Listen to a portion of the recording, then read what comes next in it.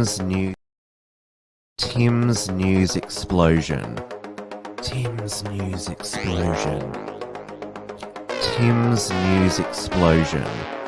Tim's News Explosion. Tim's News Explosion.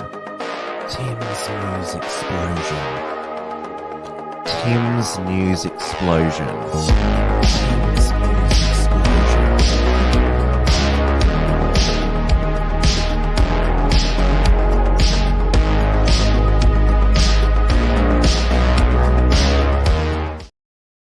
Hello, everyone, and welcome to this week's Tim's News Explosion on this Monday, the 27th of March, 2023. We are live on YouTube, on the Unshackled channel, the Tim Wilms D Live channel, and as always, the Wilms Front Odyssey channel. Entropy is back live for tonight's show. I've put the link into the YouTube live chat. I couldn't get Entropy up for our Saturday night New South Wales state election night live stream. Thank you to everyone who tuned in. We'll have a wrap of the wash up and the continued counting a little bit later in the show, but we will start here in Melbourne, Victoria, where it is 8:30 p.m, where our Premier, Dan Andrews, is on his way to the People's Republic of China. He announced this on Saturday night when we're all focused on the New South Wales state election count. He put out a statement that night saying that it was an important trip to discuss the return of international students along with trade and cultural ties. But the media is banned from Dan's trip. He says that this is because this is first trip since the obviously the Wu flu escaped. Dan said it's going to be private discussions, not really a tour, and so he is, well, we assume, on a flight there now. And he had a press conference yesterday where he batted away all questions about what China has said and done to us and its own people. He batted away questions about China's condemnation of AUKUS, its new alliance with Russia, and its human rights record. He always replied with saying the visit was about good relations with Australia's biggest trading partner. And this is what he said when he was asked about human rights record in China. Your government says you don't agree with China on everything. Will you raise Correct. the fight of Uyghur minorities while over there on this trip? Our views on human rights, our views on treating people fairly and treating people well are very well known by all the countries that we trade with, all the countries that we visit, all the countries that we have relationships and partnerships with. There are a number of people that are in custody. I just want to make it very clear. That would not be something that I would raise because they are deeply sensitive matters, and they're best dealt with by the Australian Foreign Service, so DFAT deal with those issues. So some things are absolutely appropriate to raise. Other things, you need to be very careful when you are the leader of a sub-sovereign state. You just need to be careful with that. Lady of Charlotte said, don't go signing any Belt and Roads this time, Danny boy. Maybe you'll sign because obviously the federal government under Scott Morrison's prime ministership tore up his precious Belt and Road. Maybe you'll sign up a new agreement, which is not the Belt and Road. It's the Panda Bamboo Friendship Agreement. Just call it something else, and then it's not banned by the federal government. I wonder if former Labor Prime Minister Paul Keating will be joining him. I ran out of time on last week's show to condemn this traitor to our country following his complete simping for the CCP at the National Press Club, where he claimed that China isn't a threat to Australia, hasn't threatened Australia. And when he was asked about China's appalling human rights record, he always had this whataboutism. He said, well, what about Aboriginal deaths in custody? Well, I don't think Australia is putting 1 million Aborigines in concentration camps for re-education like Xi Jinping is to the Uyghurs. And Dan said, "Oh, our foreign partners know how we treat people with respect and kindness." Yeah, yes, you don't treat people with kindness and respect and decency, Dan Andrews. That's why you're such a good friend of communist China. And as a lot of people are saying, he seems to be is probably going over there to get his latest orders from the chairman, from one chairman to another. Now, obviously, going back to AUKUS for a moment, it's fair enough to balk at the cost. I mean, obviously, we do need new submarines, but costing between 268 to 368 billion over 40 years, it will definitely be the spend will be on the more expensive end, and they won't be delivered the 8 that are going to be built in Adelaide and have the UK design. They won't be delivered until the 2050s and 60s. I mean, Taiwan could be invaded by the People's Republic of China by then. But unfortunately, Chairman's Dan trip to Communist China was overshadowed today with the Victorian Liberal Party room meeting this morning, deciding not to expel Moira Deeming for attending the Let Women Speak Melbourne event last Saturday evening, when obviously I've covered it extensively. And on last week's program, there was the Socialist Alternative counter-protesters, and then the National Socialist Network turned up with their sign, "Destroy Pedo Filth." So the party room decided not to expel Moira, instead suspending her for 9 months, which in my opinion is a decent outcome. Of course, she didn't do anything wrong, but you now have both sides maintaining the rage against Manlet leader John Pesutto, because obviously the people who praised his stand against the far right fringe last week, people who are never going to vote for him anyway, like the Teal supporters. They're obviously irate. They believe that the Liberal Party is still captured by the far-right Christo-fascists, and obviously Moira Deeming's supporters are both in and outside the Liberal Party. She got support from federal colleagues such as Jacinta Price, Sarah Henderson, former Liberal federal MP Nicole Flint, but they're maintaining the rage because she got suspended from the party room for 9 months for doing nothing wrong, standing by her beliefs, which John Pesutto said he didn't have a problem with her views on transgender issues, but it was about the so-called far-right neo-Nazi white supremacist links that the organisers had, which of course we debunked on this show last week. It's completely false. But John Pesutto this afternoon tried to spin this that a compromise had been reached, and there were new materials that he'd discovered to spare Moira's stay of execution for 9 months. On Thursday, your deputy, Matt Bark, said the Backdoors Department, there can be no compromise, there will be no compromise. Clearly, this is a compromise, isn't it? In fairness to Matt, please understand, we had only 2 days before then had a party room meeting in this room where the party room rejected a proposal to defer indefinitely today's meeting.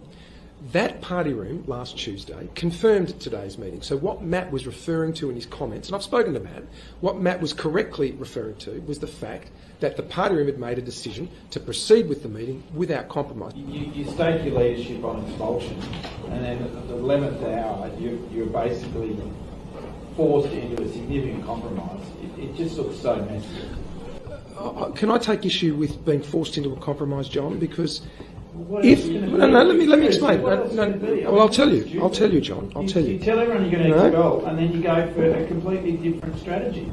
After information comes, well, John, after information comes to light, which is the very information I'd been seeking last weekend. It may have been late, but it came. Your leader just confirmed before, when you were talking about no compromise, you were referring to the original motion last Tuesday. Is that right? Or were you intending that there would be no compromise in this room? No, what John said, right. But furthermore, Simon, I confess I didn't think we'd get to this much better position where very significant concessions were made by Moira. Milton Friedman's my favourite economist from the last century, and I'm not much of a Keynes man, but he once said, when the facts change, I change my mind. Matt back, I'm more of a Mises fan, which is the facts, laws of economics never change. And I see that Margot has said this was not a decent outcome. Well, I didn't say it was a good outcome. I said it was a decent outcome because Moira, after 9 months, will be allowed to rejoin the Liberal Party room. There was no way she was going to be kicked out, expelled as a Liberal Party member. So you could call her now a Liberal independent, but obviously she has, well, because Pesutto couldn't get the expulsion motion up, she has the majority, you can conclude she has the majority support of her party room. But of course, Dan Andrews, he will viciously malign John Pesutto and the Liberal Party still, despite John Pesutto trying to please his enemies and being completely cucked today. So flashback to last Tuesday, this is how Dan Andrews described the Let Women Speak rally in Melbourne last Tuesday. Explain the standards that they set for their own people. That really is a matter for them. What I would say is this: that rally was a nasty, hateful event long before anyone offered up the Nazi salute. Right? Be really clear about this. And you might say that the Liberal Party, are increasingly becoming a nasty, hateful little rabble. Why would you make it harder for trans Victorians? The notion that people are choosing this for fun, it's so offensive, it's so cruel, it's not mainstream thinking, it's not the big-heartedness that our state is so well known for. It's just wrong. It's wrong. Trans people in our state have a self-harm and suicide rate that is 15 times greater than the average. What do these people want? They want it to be 20 times, 30 times higher? As I said, that event, and what a disgrace on the steps of our parliament, of all places, right? That event was a nasty, hateful gathering long before anybody used the Nazi salute. Mr Pesutto and the Liberal Party can explain why some forms of hate are okay and other forms aren't. I think all hate is wrong. Simple as that. Now, Dan Andrews, they're showcasing why he's the king of projection. He says that the Liberal Party is the nasty party. I mean, I see nothing but nastiness when I hear him speak there. And he says that he's for kindness and compassion. And of course, later that day, he raised the transgender flag outside the Victorian government offices.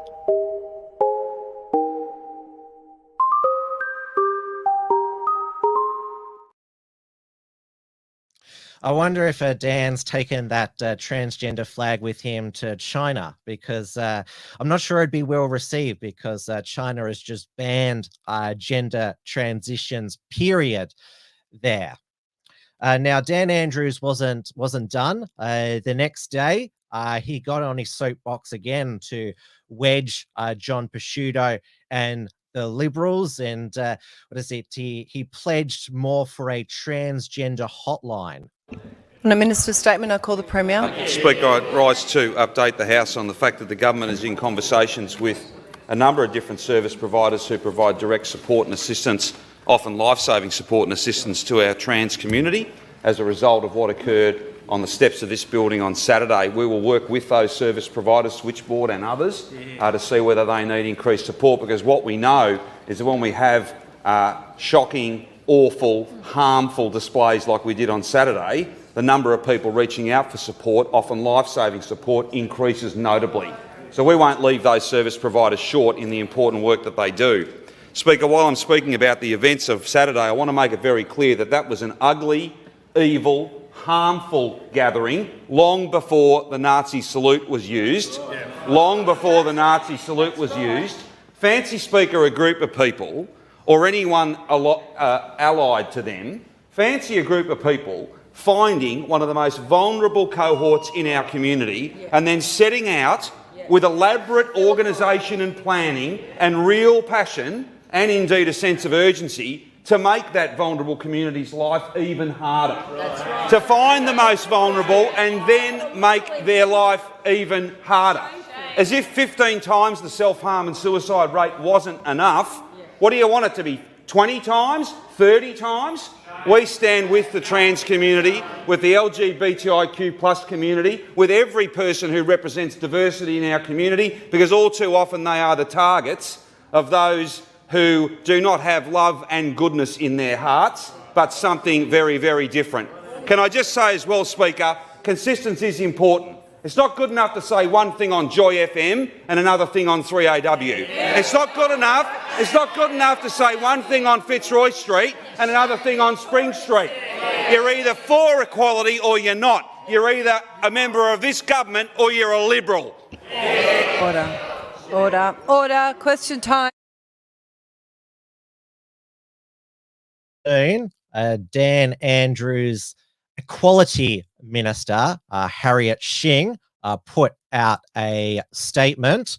Now, fun fact, Harriet Shing is married to Dan Andrews' Chief of Staff, Lizzie Ratcliffe. So they are clearly the power couple in the Victorian Labor Party, Harriet Shing and Lizzie Ratcliffe. So she said, "This is a sad day for the LGBTIQ+ community, Jewish community, and all those Victorians who oppose bigotry and hatred. The fact the debate was held in what is supposed to be a mainstream political party is a disgrace. The fact it was lost is abhorrent. It's only 1 week ago that John Pesutto said it was a necessary step to ensure the Liberal Party was an effective opposition and ready to govern come the 2026 state election. The Andrews government is getting on with doing what matters for all Victorians and ensuring that in our state, equality is not negotiable." Now, Moira Deeming put out an official statement this afternoon, which stated, "I have accepted that my attendance at the Let Women Speak event on the steps of the Victorian Parliament on Saturday, 18th of March, may have been an error of judgment. I accept the suspension given to me by my colleagues. As I have stated, I unreservedly condemn the poor taste, Nazi jokes and Nazi analogies listed in the annex of evidence against me. I believe I'm innocent of all imputations and accusations of any connection whatsoever with Nazism in any shape or form and any bigotry whatsoever towards the LGBTIQ+ community. As I have always have, I will continue to support the many diverse communities in Victoria. I've repeatedly and consistently condemned these heinous views and originate my condemnation of these views in the strongest possible terms. I support John Pesutto and the leadership team and look forward to working with them into the future to win government in the 2026 election." Well, I think it's universally it's universally viewed now by political commentators and Liberal MPs from both factions that John Pesutto, his leadership is terminal after this rebuke, humiliation, and well, the rest of his leadership should go. Matt Back, who you saw speak, he's the Deputy Upper House Leader.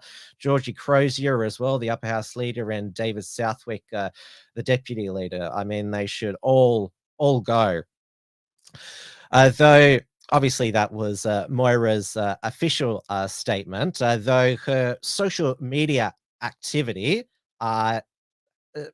puts forward an image of someone who hasn't backed down. This is Moira Deeming's new profile picture on her Facebook and Twitter. On her Twitter cover picture is the definition of woman, adult human female, which Kellie-Jay Keen has on all of her streams.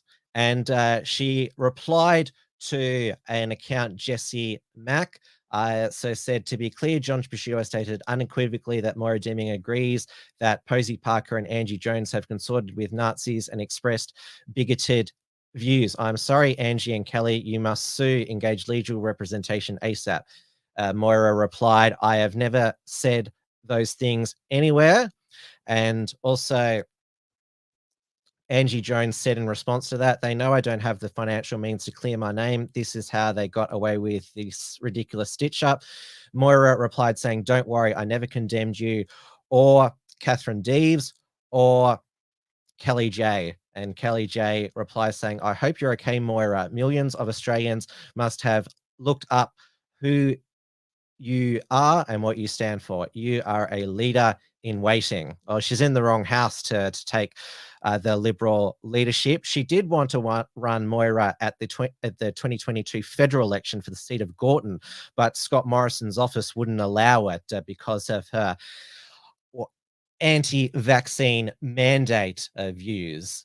But Moira was democratically pre-selected by the branch members for the Western Metropolitan region. The Liberal base certainly got behind her, and she has certainly cut John Pesutto in a big way by basically saying, yeah, I don't apologize for standing with these women. I won't condemn them. And it was reported that when she read out her defense in the party room, she moved her colleagues to tears.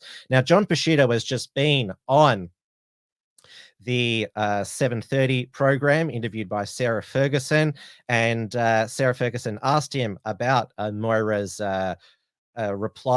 tweet replies, and he said that, oh, well, if she's said something on Twitter that's different what she told the party room, or there'll be consequences. It's basically saying I'm going to try to expel her again.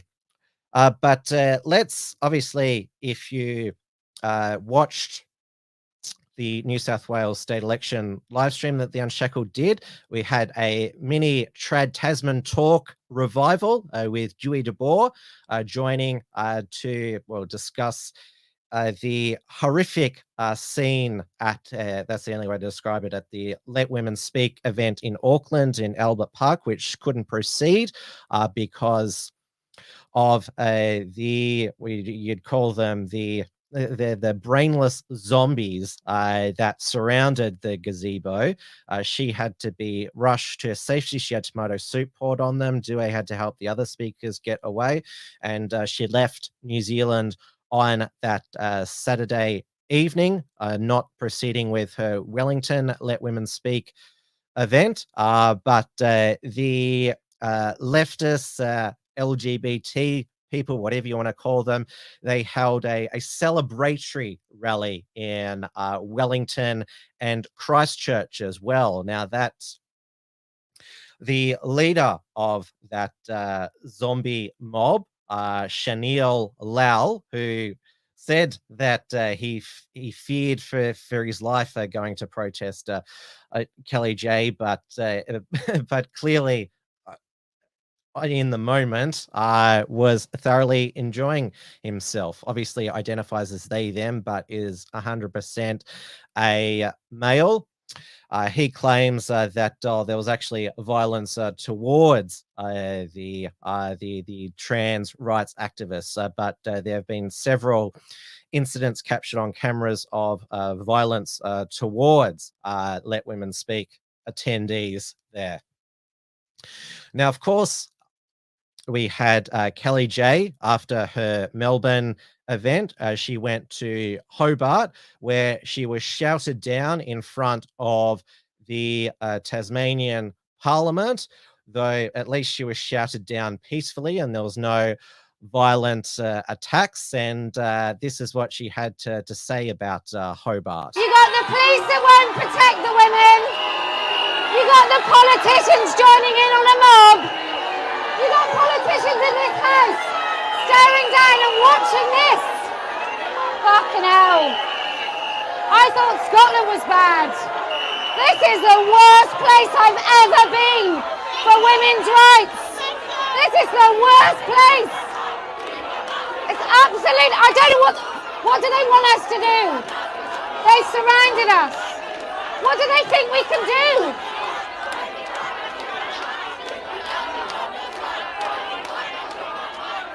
Terrible nose ring. It's a terrible nose ring. Look, they think we're going to stop. What they don't understand is that we will win because we tell the truth. I'm still absolutely shocked that the police having a great time apparently not protecting women. The politicians having a great time staring at a mob intimidating women. This is the worst place. I've been to Chicago. I've been... Now, during her, because this is taken from Kellie-Jay's live stream in Hobart, she live streams all her events. There was a masked woman who came up behind her at one stage to hold up a anti-turf sign, and that was the Tasmanian Greens leader Cassie O'Connor. Now, the reason why she was wearing a mask is because she is a COVID cultist, mask Karen. She basically has the same views on COVID as Monique Ryan. She was there with her trans son. And so Cassie is the partner of federal Tasmanian Green Senator Nick McKim, who Cassie's trans son, Nick, is his stepdad. And so Nick McKim decided that when it was time for senators' statements, he came up with this zinger to smack down Posey Parker. Firstly, Posey Parker, which is a pseudonym for Kellie-Jay Keen Minchell, who is a pathetic and disgusting excuse for a human being, who labelled my partner a groomer yesterday because she has a transgender son, my stepson, Jasper Lees. And I say to Posey Parker, or whatever pseudonym Kellie-Jay Keen Minchell wants to go by, that what she did yesterday was vile, disgraceful, untrue and disgusting, and it provided us with a window into her dark and warped soul. Yesterday also, another pathetic and vile excuse for a human being who goes by the name of Kim Allen on Twitter, or Kimberly Allen, dead-named my stepson Jasper Lees on Twitter, deliberately misgendered him on Twitter and said the most vile and disgusting things about him on Twitter. Well, Kimberly Allen, you can get in the bin alongside Posey Parker, because Jasper has more humanity in his little toenail than either of you have in your entire bodies. He is an intelligent, funny, highly empathetic human, not to mention a very, very handsome young man, and his intelligence, his humour and his empathy are diametrically opposed to Posey Parker's and Kimberly Allen's. And Posey Parker belled the cat in Hobart yesterday when she admitted that she wasn't a feminist. She said that yesterday. And I agree with her that she's not a feminist, and there's plenty of transphobes like her who are not feminists. And we need to call Posey and Kimberly and their ilk what they actually are, and that is trans exclusionary right-wing dropkicks. TERDS. They're not turfs, they are turds. What a zinger there. They're turds, not turfs. And then we had at the Canberra Let Women Speak rally, Nick McKim's former fellow Green Senator Lidia Thorpe torpedoed out of the rally by the Australian Federal Police. Let's relive that hilarious moment. She described she'd been pulverized. So here we go here. Oh, if I've got it here. Here we go. Kingdom is the polar opposite. They know what biological sex is, and they celebrate women like myself.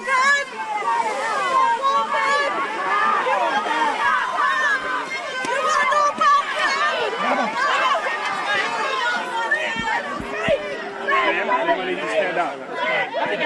Let's go.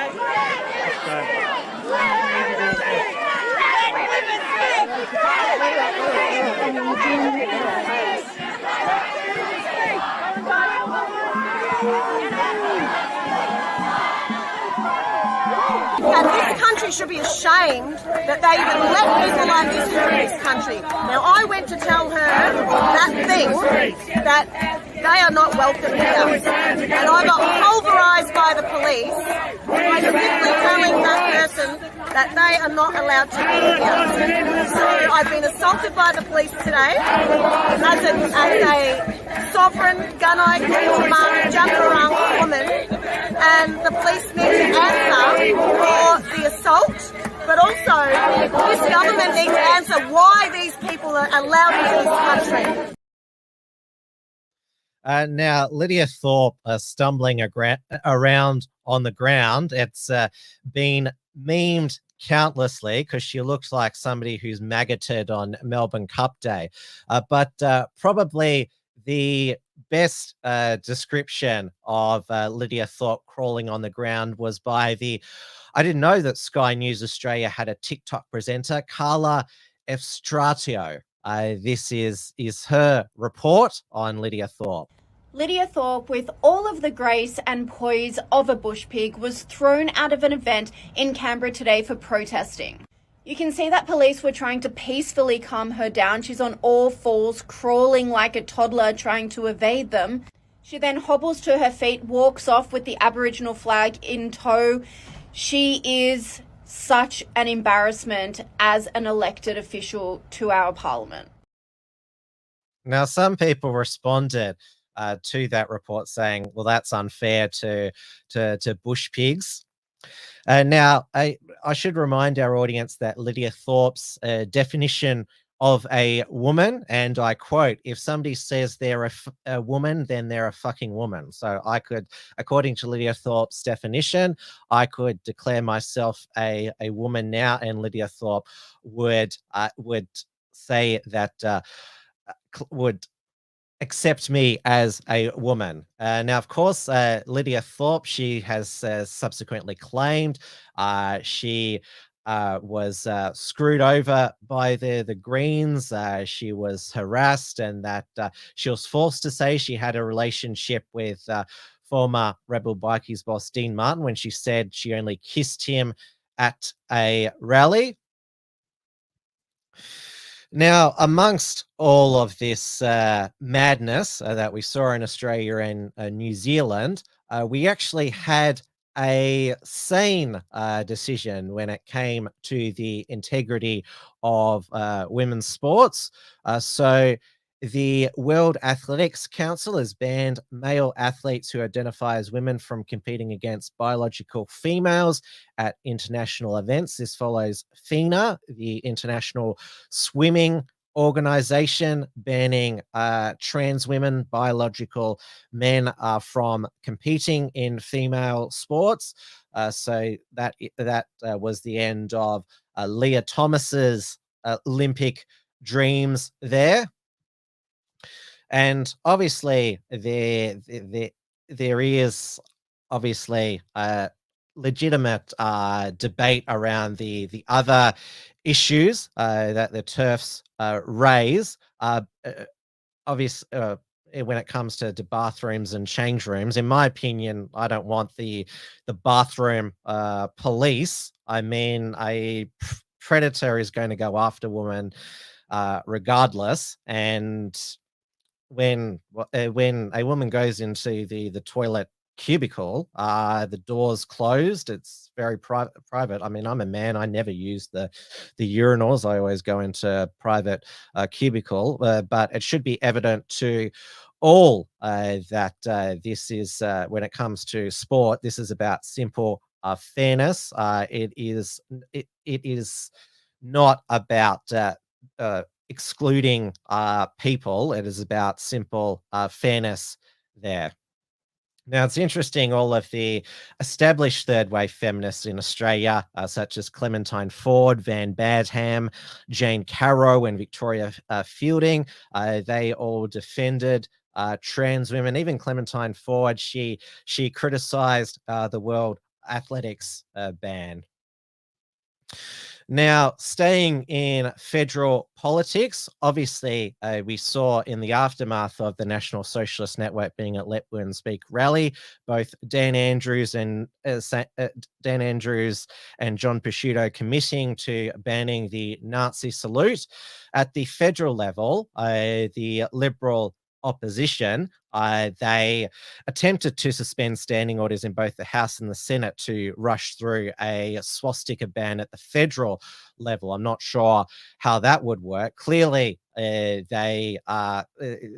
trying to counterattack accusations that they're in any way aligned with the far right, because Peter Dutton got very offended when Attorney General Mark Dreyfus said that nobody in the federal parliamentary Liberal Party has condemned Moira Deeming being at that rally. But things got quite farcical late in the week when it was the Senate Liberals coalition who were trying to suspend standing orders. Now, Liberal Senator Sarah Henderson, she had messaged John Pesutto asking him not to expel Moira Deeming, and she was heckled by the Agriculture and Emergency Management Minister Murray Watt, and she turned into a blabbering mess. A known evil being able to inflict harm on our society. To fracture that Senator unity... Birmingham, Senator Birmingham, could you resume your seat? Senator Watt. Order.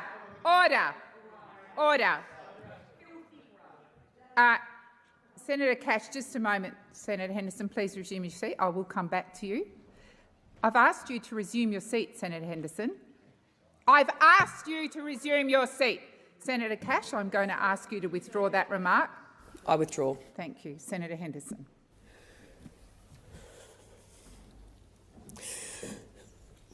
President, Senator Watt said the most disgraceful thing, and he's to withdraw it. I am disgusted in you. Thank you, Senator Senator Henderson. I did not hear the remark, but in the interests of the Senate, I'm going to ask you to withdraw. Madam President, I withdraw. I refer to the text messages that Senator Henderson said. That's what I said. I withdraw. Thank you. Order. I think we just need to take a moment.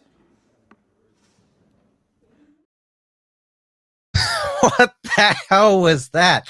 I mean, that was worthy, that performance of another Sarah in the Senate, Sarah Hanson-Young, who, of course, she blubbered over refugees and asylum seekers. Now, she did not say, Sarah Henderson, what Murray Watt had said to her to cause her to blubber like that. I don't know, did he accuse her of being a Nazi or Nazi sympathizer? I mean, I've been accused of that, and it hasn't turned me into a blubbering mess, because I know it's not true.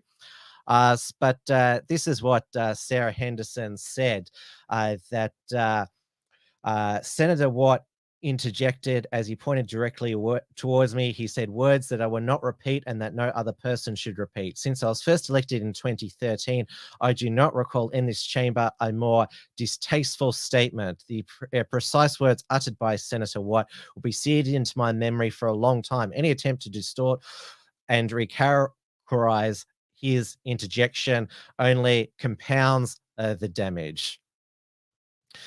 So it's seared into her memory, but certainly won't be seared into our memory because we don't know what they are. So how can we make a judgment of it there?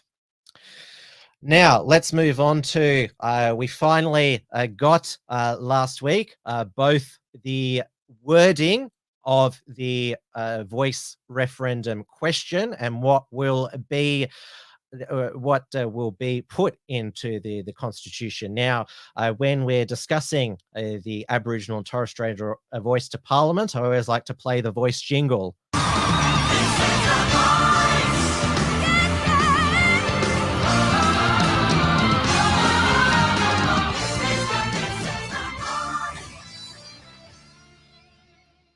Yes, so this is the voice question. A proposed law to alter the Constitution to recognise the first peoples of Australia by establishing an Aboriginal and Torres Strait Islander voice. Do you approve of this proposed alteration? So that is what will be on the ballot paper. This is what will be in the Constitution. So it'll be chapter... I've got to get my Roman numerals. That's chapter 9.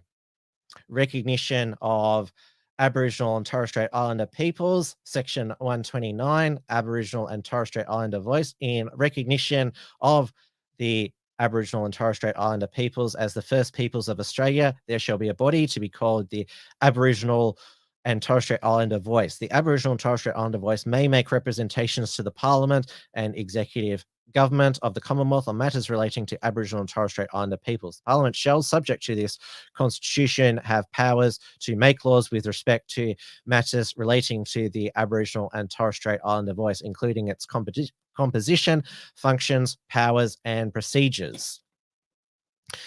Now, it's still... We still won't know until, well, if it is voted in into the Constitution, it is still not clear whether the members of the voice will be able to take the Parliament or the executive to the High Court to say that they haven't been able to make representations in the policy there.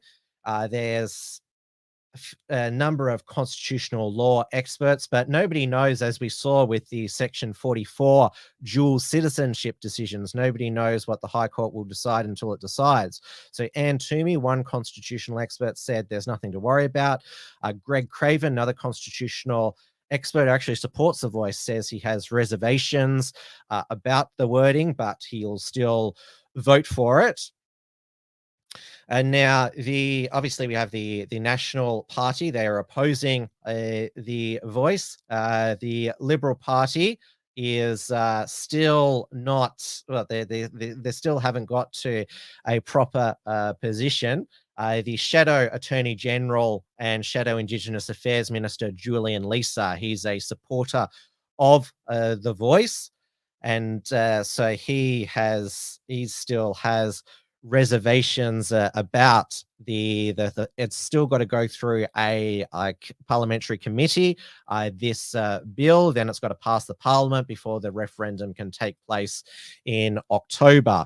The Attorney General, Mark Dreyfus, was on with Neil Mitchell this morning, and he was asked repeatedly, why won't you release the Solicitor General's advice you did for Scott Morrison's Secret Ministries? And he said, because it's long-standing practice to not release the Solicitor General's advice. But you broke that practice when it was politically expedient, when exposing Scott Morrison's Secret Ministries, but not now. Just because something's a practice doesn't mean that it's binding on you. Now, of course, we are all wondering if the voice will magically fix all the problems in Aboriginal remote communities and population centres, given that the violence in the Northern Territory has just gotten so much worse. So there was an anti-crime protest in Darwin on Saturday afternoon. This was in the wake of the alleged murder of Declan Laverty at a BWS in Darwin. This was absolutely tragic. That a young man simply working a job lost his life, and you can see that's a huge crowd there. Now there's no Antifa in the Northern Territory, so they couldn't stage a pro-crime counter protest there. I wonder if the ABC will call this a white supremacist meeting as well, like they did with the Alice Springs meeting. So this is one of the attendees, Lidia Thorpe, who took the day off work to show her support at the rally. Lidia doesn't look like a white supremacist there, I don't think. There's people with Aboriginal t-shirts on who are there wanting to stop the crime. Crime has no colour, religion, or race, and so the NT News has been rightfully running hot on what is a crisis in the Northern Territory, and it was another weekend of violence in Alice Springs. This was their front page today, Night of Anarchy, and the front page says prisons record numbers. Corrections say there's no end in sight for the surging jail populations, as can be revealed. 1% of the Northern Territory population is behind bars. It's going back to a penal colony. Well, they've got all those that Howard Springs COVID camp that they could convert into a prison. And things aren't too much better in Queensland, with the Queensland police having to shoot dead a 27-year-old man in a 4-hour siege in the remote town of Mareebra near Cairns. So police were called to an address on Love Street after reports a man had threatened self-armed. It's alleged that a 27-year-old man was armed with a knife and refusing to allow a female to leave the property. Police accused the man of lunging towards them and shot him dead at 3:30 p.m. Despite being given CPR, he died at the scene.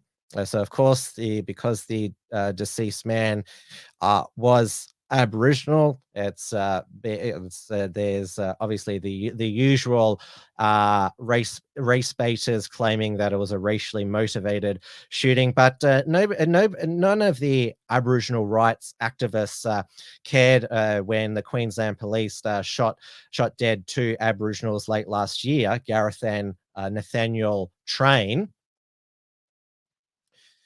And obviously, there has been in Queensland the horrific filmed assault by Kira Hart.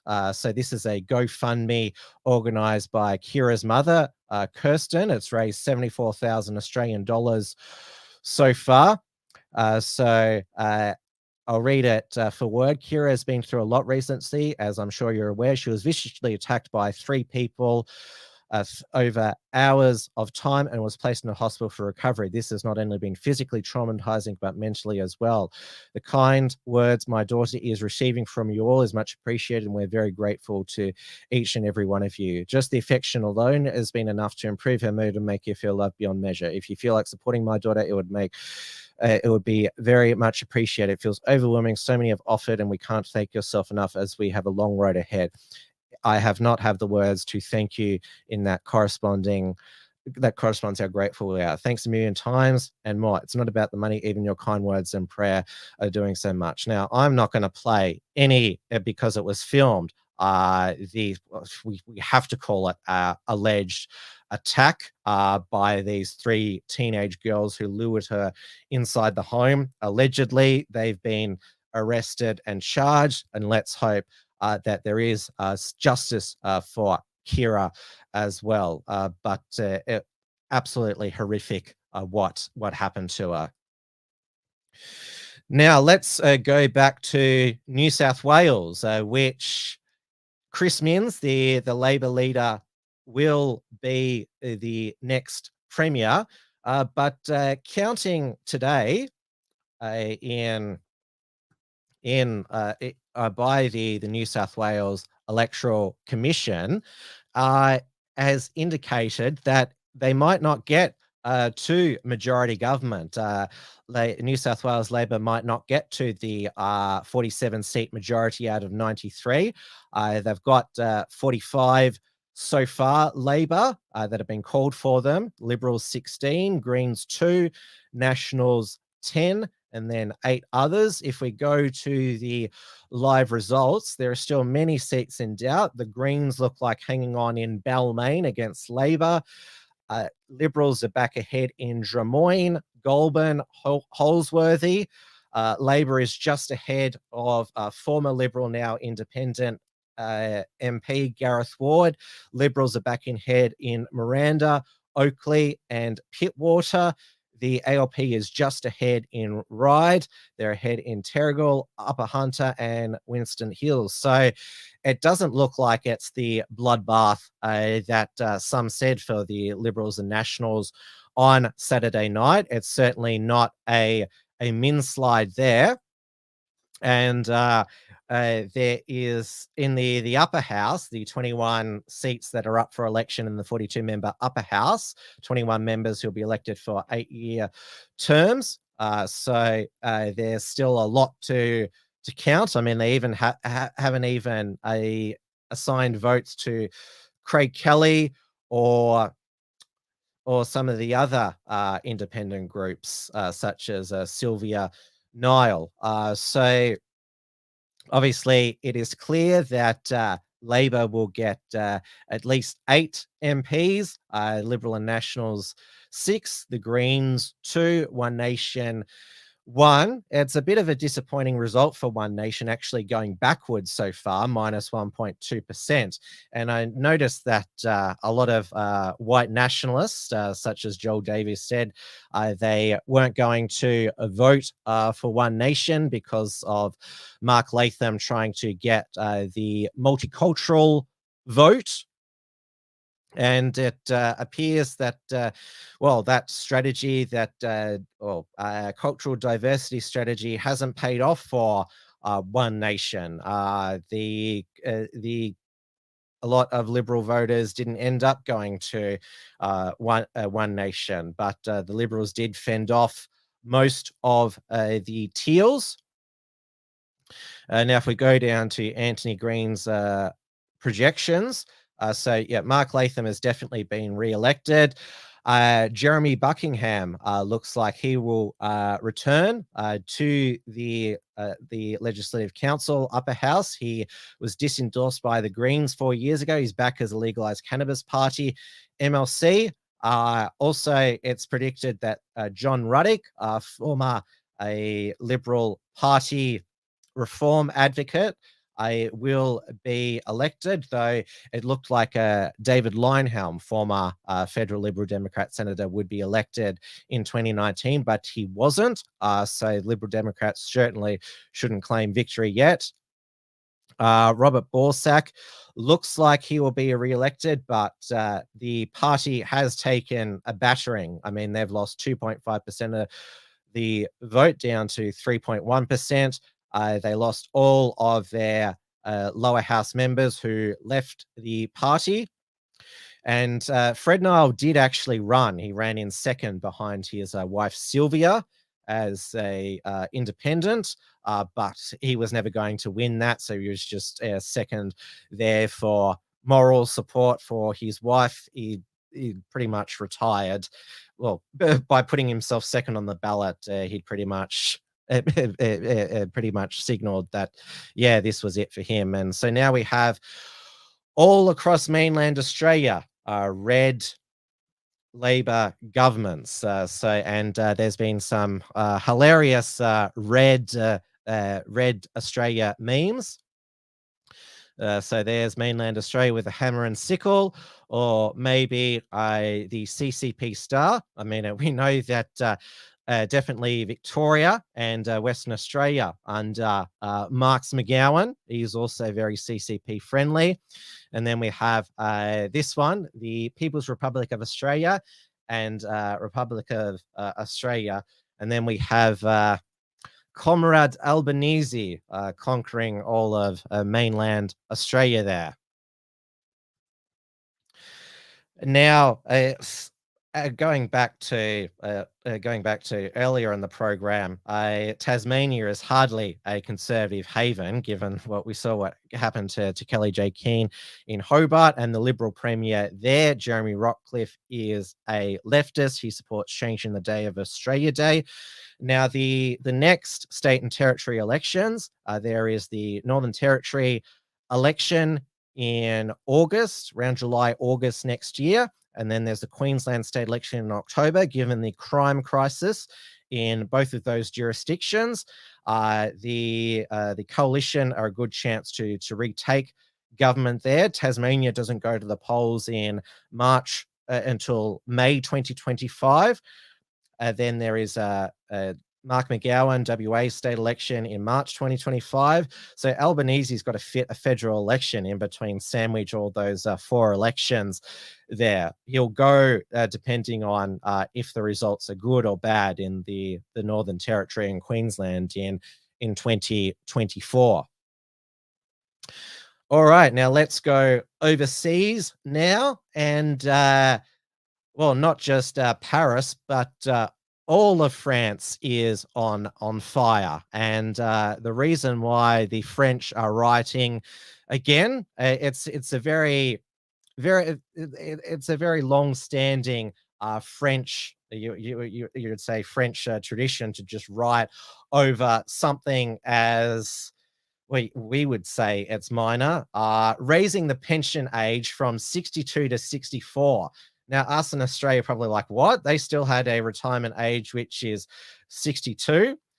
Because France, like many Western governments, are broke, and social security pension liabilities are the biggest burden on the budget, because the retirement age, pension age, was designed when most people died before they got to the pension age. I mean, life expectancy was much lower 100 years ago when social security was a thing. The French, they have a riot nearly every couple of years. Remember, they had the yellow vests. Now there's footage all over social media of all the riots and fires there. So this is some of Gay Paris.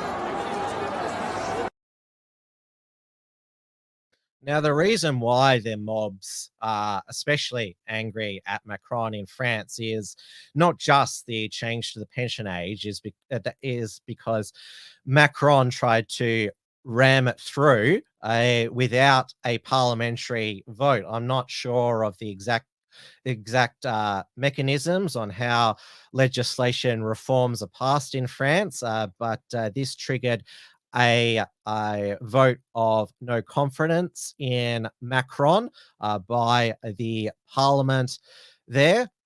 So it just fell short of the 287 votes needed to bring down the government. Obviously, Emmanuel Macron was re-elected last year up against Marine Le Pen again. He's term limited, so he'll be president until 2027. He is a lame duck now. So I guess he doesn't really care if he pisses people off anymore, because he'll be out of there and probably go to some globalist safe haven, because he's still a young man there, unlike his wife. Now, there's also huge protests, and you could call them riots now in Israel. Now, this is over, well, the returning Prime Minister, Benjamin Netanyahu's proposed judicial reforms. Now, again, I'm not an expert on Israeli parliamentary democracy, but apparently the courts over in Israel have quite they're unelected, of course, the judiciary in most places. It would limit the judiciary's power to strike down laws passed by the parliament there, which is called the Knesset. Now, what really triggered off these massive protests was the fact that Netanyahu sacked his defense minister, Gov Yelent. So this is from the Jerusalem Post. So it says here, Netanyahu expected to freeze judicial reform legislation. So the protests have been centered around the internationally recognized capital of Israel, which is Tel Aviv. Only the US is recognizing West Jerusalem as Israel's capital. Tel Aviv is a far left-wing city. It's sort of like the Melbourne of Israel. So this is what was happening here.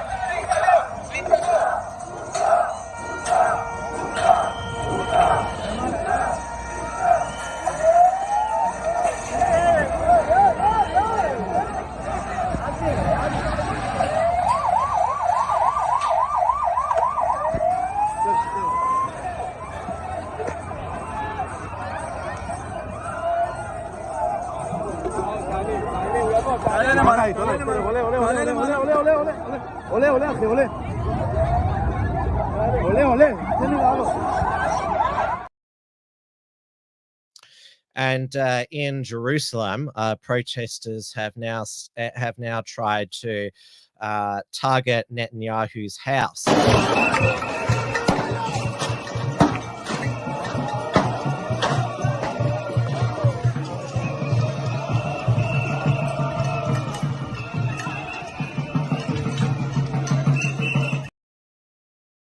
Now, this is unprecedented civil unrest in Israel.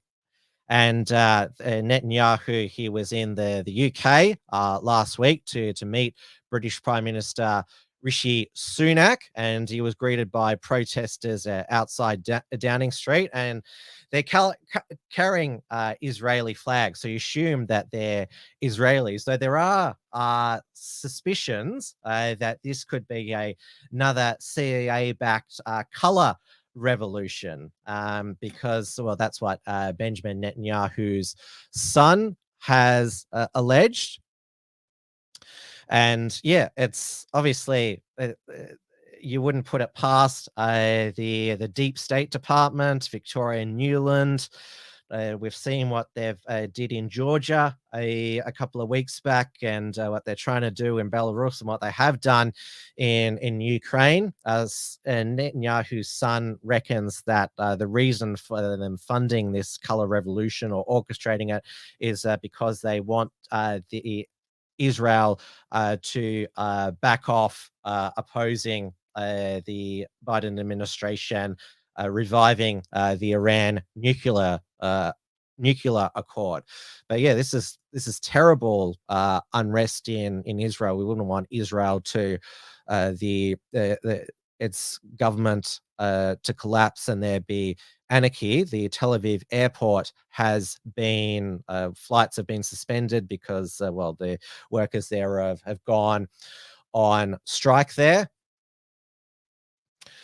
Now let's go over to the US, where Donald Trump had an epic rally in Waco, Texas. Now, of course, the Liberal media were irate that he would dare hold a rally in Waco, Texas on the 30th anniversary of the Waco siege, where the Clinton administration ordered the FBI to raid the Waco ranch. The standoff siege happened when the followers of David Koresh's cult opened fire on ATF officials. Now, they shouldn't have done that, but if the ATF officials hadn't bothered them in their compound, then the whole thing wouldn't have happened there. And obviously, there was the followers of David Koresh set fire to the compound in Waco, Texas, and there was many lives lost. Now, Trump arrived to the tune of Danger Zone by Kenny Loggins. I wonder if you'll get a copyright infringement from Kenny Loggins. I don't know what his politics are. Now, obviously, it didn't go ahead. His arrest in New York, the Soros-backed DA appeared to back down, and Trump said that the accusation that he used campaign finance funds to pay hush money to Stormy Daniels, like it's barely, like, if it did happen, it's barely a crime in itself. And he had some choice words to say about Stormy Daniels. The District Attorney of New York, under the auspices and direction of the Department of Injustice in Washington, D.C., was investigating me for something that is not a crime, not a misdemeanor, not an affair. I never liked horseface. I never liked it. It's just not. It's a terrible thing. That wouldn't be the one. There is no one. We have a great First Lady.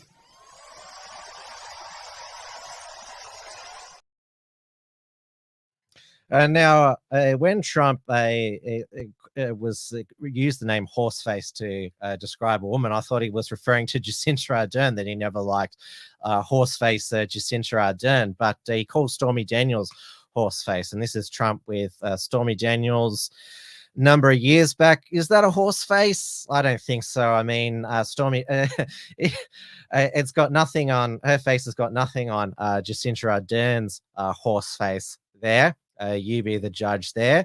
Now, to warming up the crowd was country music legend Ted Nugent, and he didn't mince his words about the US government, Biden administration and the Congress continuing to write blank checks to Ukraine.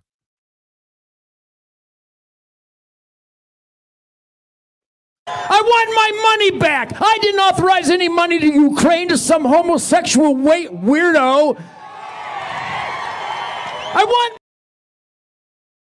Now, what Ted Nugent is referring to is that video that Zelensky did when he was a comedian in stilettos and fishnet stockings there. Zelensky did a lot of camp things when he was a comedian. Now, Trump is positioning himself as the peace candidate. He said that he could end the Russia-Ukraine conflict in 24 hours with a peace accord between Russia and Ukraine. We had this week Putin saying he would deploy nuclear weapons to Belarus. I mean, Putin has been talking tough on nuclear for the past year. Obviously, NATO has gotten irate again, which they usually do. But Trump said, we don't want World War III. We don't want nuclear war. And last week was the 20-year anniversary of the US-led invasion of Iraq to topple Saddam Hussein's Ba'athist regime.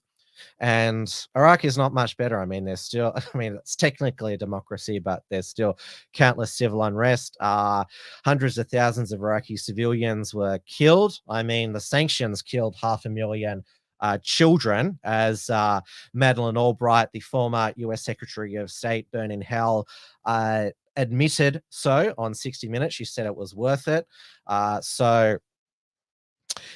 Trump, when he was running for president in 2016, said that the Bushes lied about Iraq, which was true, that basically Trump taking the anti-war position sunk Jeb Bush's presidential campaign.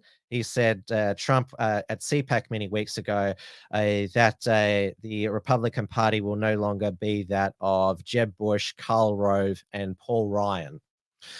So that's what we like to see, a America First foreign policy that doesn't shed blood abroad, both American and foreign. But the US, the Biden administration has its sights set on another country, and that is the country of Uganda, where they have passed a law. It's parliament to not. It's already illegal homosexuality in Uganda. Now it's completely illegal to identify as LGBTQ. Obviously, the Democrats called the Floridian Parental Rights in Education Bill a Don't Say Gay Bill. And Uganda said, you call that a Don't Say Gay Bill? This is a Don't Say Gay Bill. So if you identify as LGBTQ in Uganda, it is life in prison. And this was what one of their parliamentarians said during the debate. Mr. Speaker, Madam Speaker, Master Speaker, I can tell you for sure, I have gone to some hospitals and I have seen children with ripped anuses. Children with ripped anuses. I have talked to the doctors and asked the doctors what happened. These children were molested by homosexuals. And for anybody who is reasonable to stand here and say that this thing is okay, it's a human right to destroy people's anuses, that person is evil. Hell belongs to that person. That person is evil. Hell belongs to that person. And I can tell you, we will win this race. We will win the race. Those who believe in it in their countries, have it there. In our country, we will have our morals. We will protect our children. And we are making this law. We are making this law for ourselves. We are making this law for our children. We are making this law for the children of our children. This country will stand firm. And once it passed, I can tell you, Madam Speaker, we are going to reinforce the law enforcement officers to make sure that homosexuals have no space in Uganda. You will have no space in Uganda. I thank you, Madam Speaker. Thank you, Father Nen. Did you catch all of that? He said no human right to destroy anuses. Now, Biden's press secretary, who, in case you didn't know, she's a gay black immigrant from Haiti. This was her statement. We have grave concerns with the passage of the Anti-Homosexuality Act, AHA, by the Parliament of Uganda yesterday, and increasing violence targeting LGBTQI+ persons. If the AHA is signed into law and enacted, it would impinge upon universal human rights, jeopardize progress in the fight against HIV/AIDS, deter tourism, and invest in Uganda and damage Uganda's international reputation. The bill is one of the most extreme anti-LGBTQI+ laws in the world. Human rights are universal. No one should be attacked, imprisoned, or killed simply because of who they are or whom they love. I see a few commenters saying, oh, what are the house prices like in Uganda? Uganda is still a third world country. And obviously, this bill is, well, it's abhorrent. I mean, one can definitely make the point that a country like Russia gets the balance right, where it's not illegal to be gay in your private home. You can do what you like, but you're not allowed to force it on society. But yes, there could be a color revolution imminent, but I don't think that this stance against homosexuality and destroyed anuses in Uganda is going to make it a global superpower. I mean, it's still a third world corrupt country, and they are also they are a homogenous black country. I mean, they basically expelled the whites and the Indians from Uganda in the 70s under I can't remember the dictator's name in the 70s. Somebody please type it in the chat, because remember Priti Patel, the former British Home Secretary, she was born in Uganda, but nobody says she's African because she's Indian. So I think I covered everything tonight. I'm all catch up. It's news, especially from Victoria locally over the past couple of weeks. It's just consumed so much of the program, but I've got there. I went over just an hour and 15 minutes. So thank you so much again for your company and your contributions. It's always great to see the active discussion. My audience, they always make for a lively back and forth between myself and other people in the chat as well. So thank you again for your support. If you want to support the Unshackled financially, but don't want to send through an Entropy Super Chat, you can take out an Unshackled Premium membership at theunshackled.net/membership. So it's bronze $5 per month, silver $10 per month, gold $25 per month, and platinum $50 per month. And you can also send off a one-off donation at the unshackled.net/donate there. Now, so far, there will not be a Wilms Front on Sunday. I am sending out feelers for potential guests. So, as they say, watch this space. Now, if you are in Sydney, there is an Australian Peacemakers event. Christians Unite, so the Sydney version of the Melbourne one, Margot and I attended. So there'll be, the MC will be Christian Mack.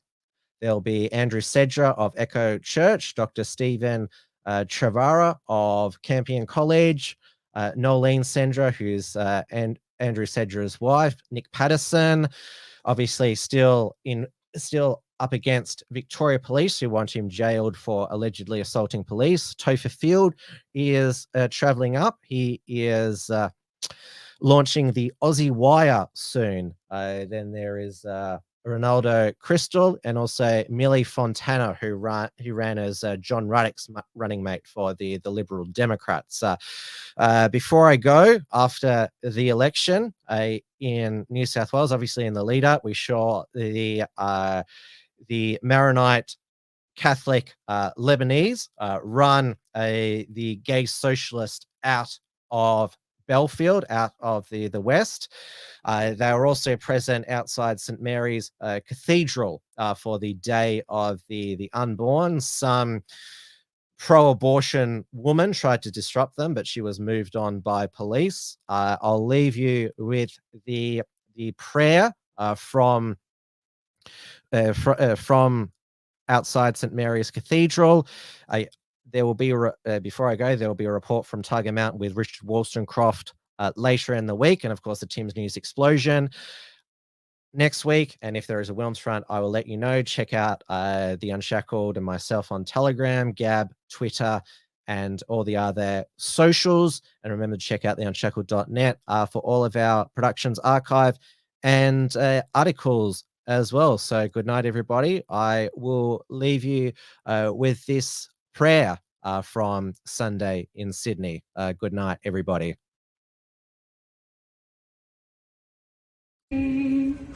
Our land abounds in nature's gifts of beauty rich and rare.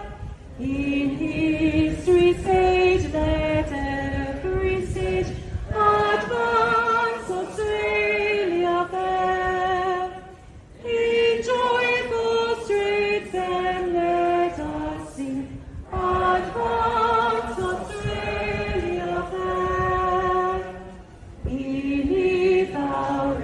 Tim's News Explosion.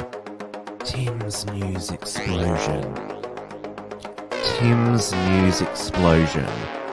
Tim's News Explosion. Tim's News Explosion. Tim's News Explosion.